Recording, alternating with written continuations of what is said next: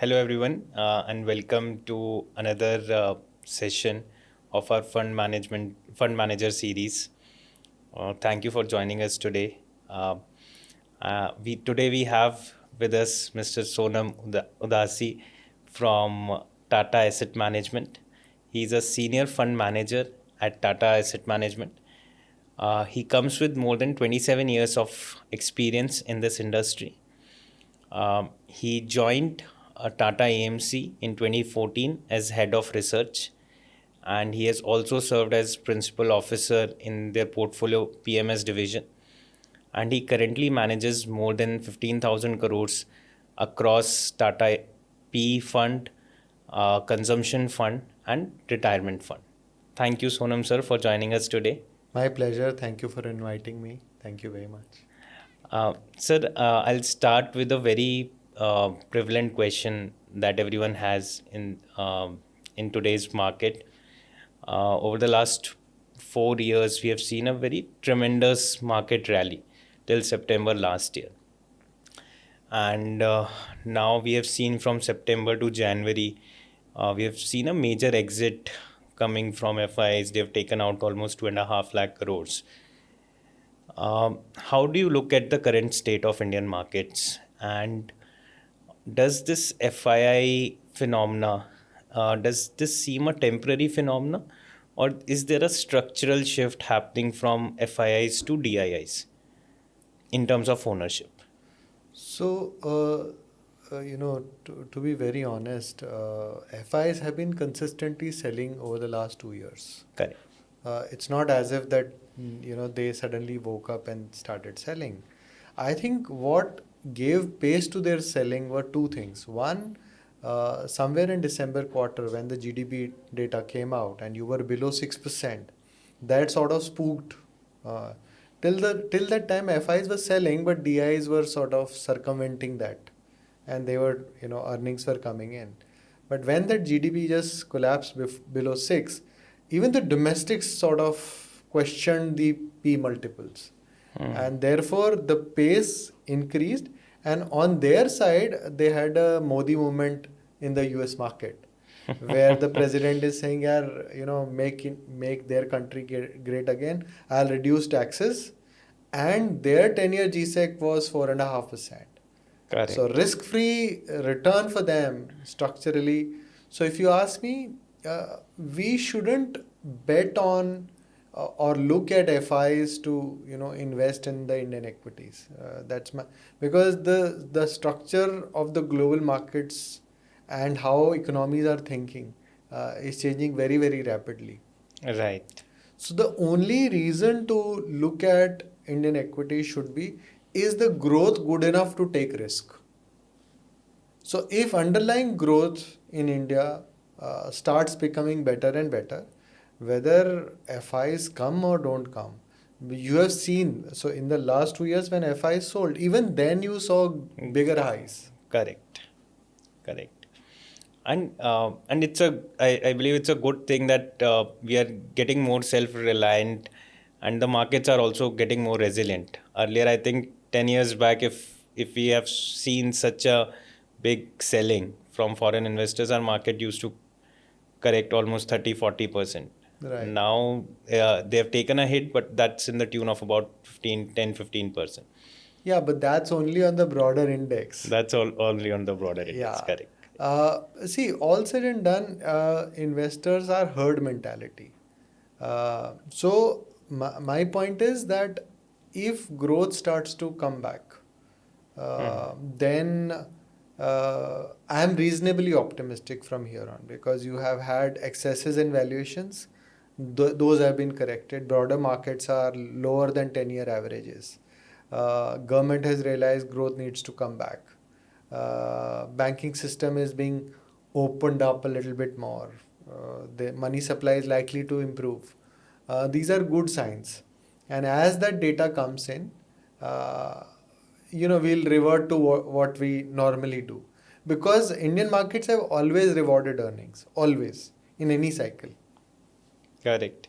And sir, you manage the consumption fund, and everyone says that India's consumption story is very strong. Particularly in this cycle, last 6 months, we have seen consumption stocks taking the maximum hit. So, what's your view on the India's consumption story from a medium-term perspective as well as from a long-term perspective? So just to give a perspective, the fund that you talked about, despite consumption so-called not doing well, the scheme and any scheme in that category has somewhat managed to beat Nifty in the last 9 years, and Nifty 500 in the last 9 years. Most of them have beaten it. Uh, you need to basically broaden your definition of consumption. Consumers have evolved. What kind of consumption? For example, what do I lack? You know, I lack hair on my head. You know, So do so I. right. The fact is, anybody who can give me a solution to this, and it's palatable, and build a business out of it. It's a consumption theme, not Right, really only atta dal chawal, right, the way we think about. So in my opinion, the way to look at consumption, the only reason you should look at this theme is, number one, your per capita income is growing. So you doubled your per capita income from $1,000 to $2,000 in 11 years, from 2008 to 2019. You are at $2,800 now. You know that the next doubler comes in half the time. That's the basic simple rule of compounding. So in the next 5 years, at the minimum, you will be a $5,000 economy, barring you get into war with somebody. But that's not the big story. The big story is that somewhere 2 years down the line, an economist is going to come and write, "Are you know what? India is likely to become a $10,000 economy in the next 5 years." So that means you have an option value to go from $2,800 to $10,000 in the next 10 years. So that is what you have to look at and then go with it. And then you follow the trend, where this money is going to be sort of finding its way. correct. And so, as you said, that consumption is a very broad theme, covers many sectors. Yeah. And particularly in your fund, what are some of the sectors in the consumption theme where you are currently overweight and certain sectors where you are currently underweight? So I think one needs to I have kept in mind that wherever the penetration levels are low, in the whichever consumption. So currently, if you ask me, what are the big trends in consumption? Number one, there are more women in the workforce, and that trend is going to improve. Whether you are rich, poor, tier one, tier four, doesn't matter. More women are in the workforce. That means the household has to become more efficient, right? So anything that supports that efficiency, whether through consumer appliances, consumer durables, eating out, aggregation, ordering, all that is consumption. Correct. So that is one aspect. I believe the food processing industry, what we call, that will become 5x in the next 10 years. So that's one piece where we are very, very overweight on.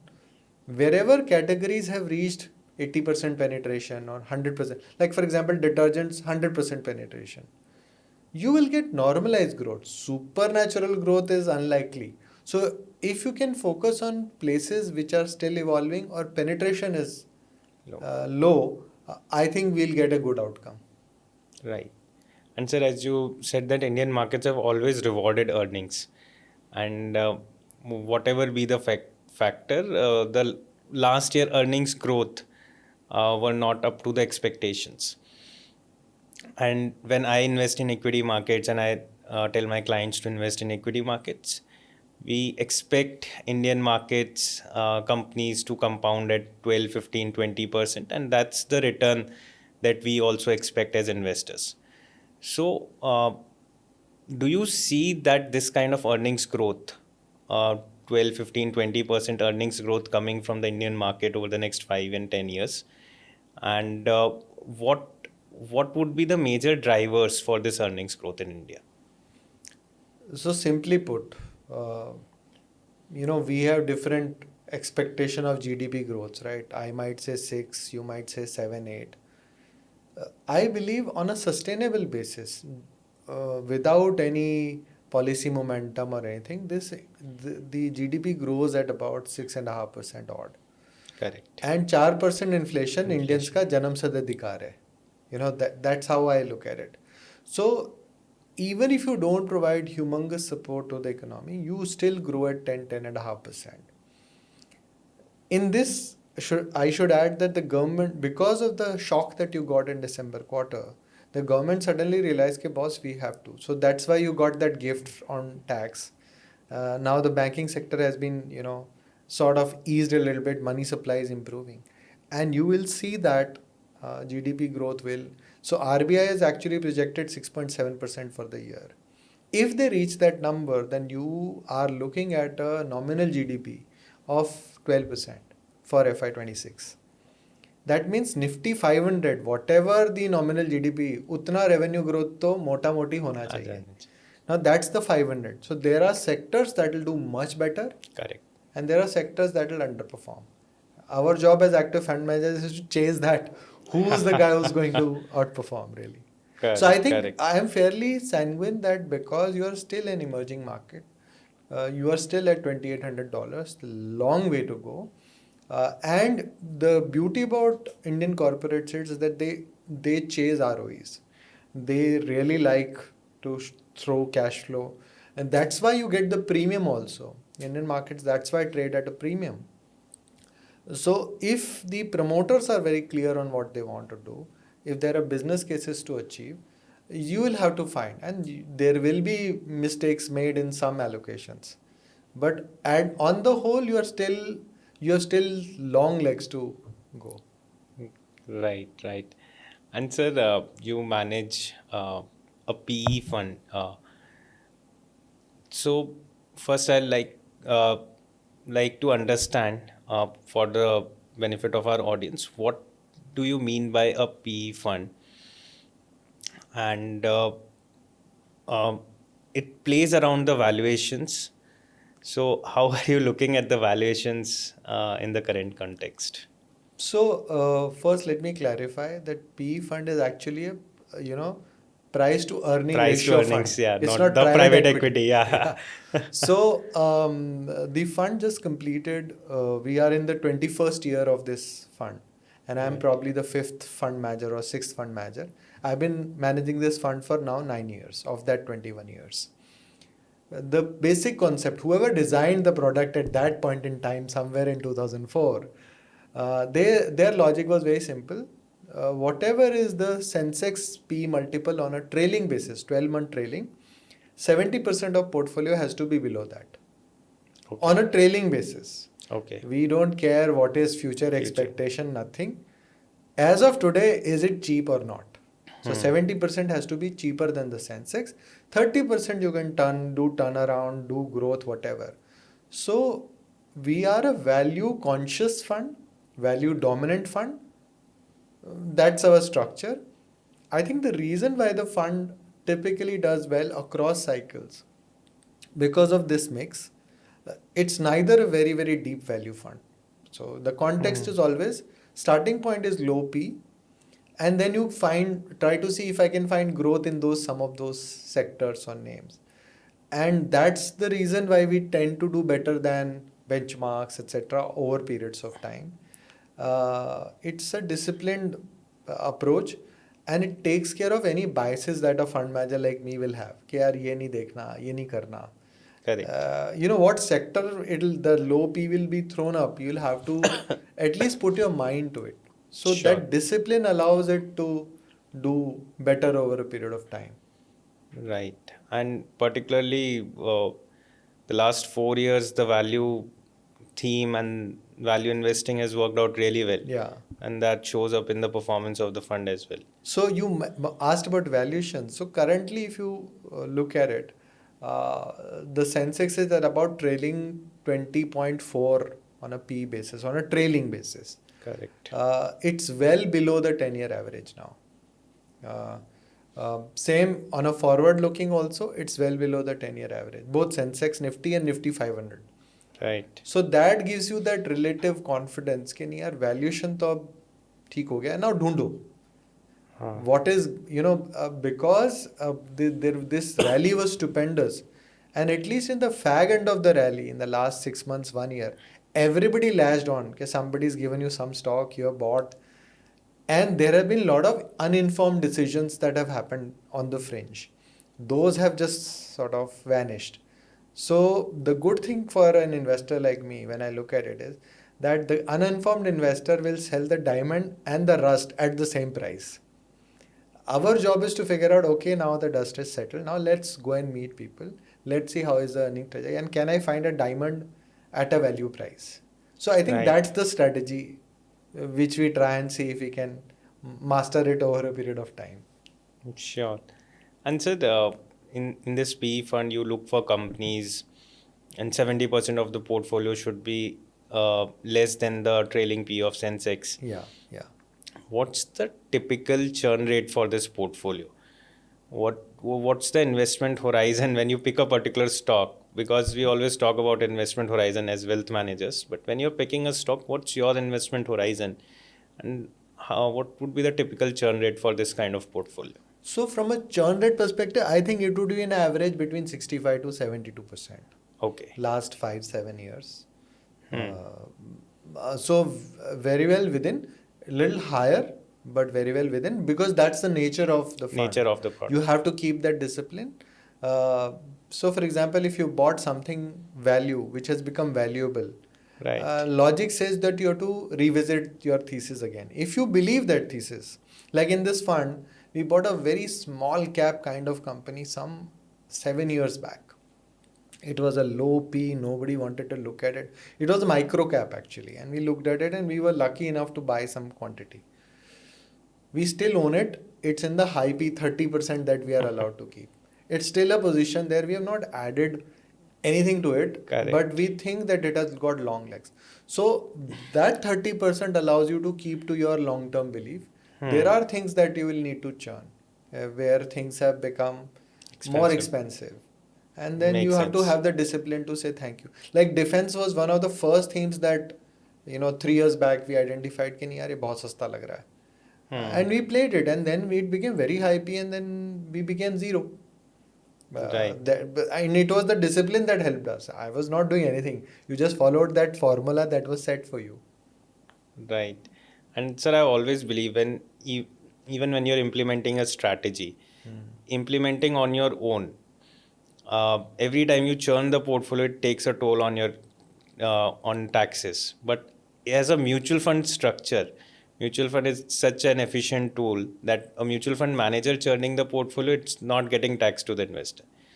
Yeah, yeah. So it's So, very efficient tool. yeah, it's a very, very efficient tool, and it also allows the guy or the girl who's managing the fund Right. to, just think about what is the right from a wealth growth perspective. Correct.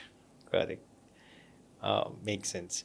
And sir, um, we always talk about interest rates, how they are interest rates growing in US, how those would impact in India. How are you looking at the interest rate cycle in India? And how does the interest rate cycle impact the consumption, impact the company's earnings? So in the current context, this is my view. I don't believe that we have too much leeway in, great cutting rates. I'm not in that camp. Maybe you'll probably get 25 bips. But the 10-year GSEC always runs very, very forward. You have never not had a rate cut for quite some time in the last 2 years, but 10-year GSEC collapsed from 7.2 to 6.8 without a rate cut really. So it is money supply, it is a contour, it's demand supply in the market. The 10-year hardens or becomes softens, depends on the demand and supply. I believe that while inflation has come off, it's a we are a very sticky inflation country, and I believe our growth rate is going to start improving going forward. So you went from 5.7 to 6.2 in this quarter. I think we are on an improving scale going forward, and there is a government support as well to pump prime growth as well. If that comes through, then inflation is going to come back. So I don't think we have that luxury, At the same time, I don't think either businesses or investors really plan it to do because of interest rates. If the risk-free rate was to become very high, then absolutely equities take a toll. But otherwise, in the current environment, even if 10-year GSEC remains here, equity has, I mean, you can take on risk. It may not be Right. only equity, really.